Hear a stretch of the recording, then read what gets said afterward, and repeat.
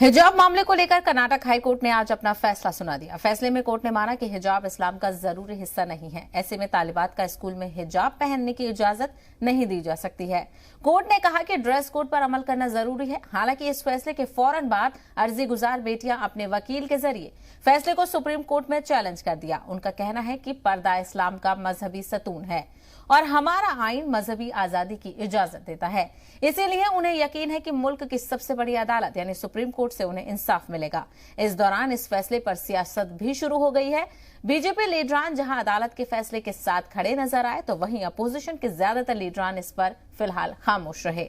BJP लीडरान का कहना है कि कोर्ट का फैसला आइन और समाज के मुताबिक है और इस फैसले से मुस्लिम खवातीन के हुकूक महफूज और मजबूत होंगे।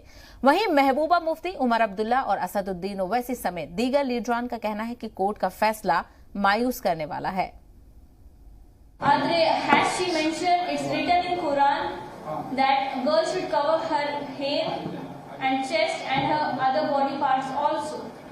So the way they are showing that it's not essential, it's really wrong because idu hijab essential illadiddare now hijab annu now haagtirilla.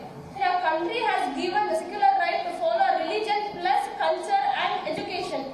Why is our High Court or Constitution not allowing us? Karnataka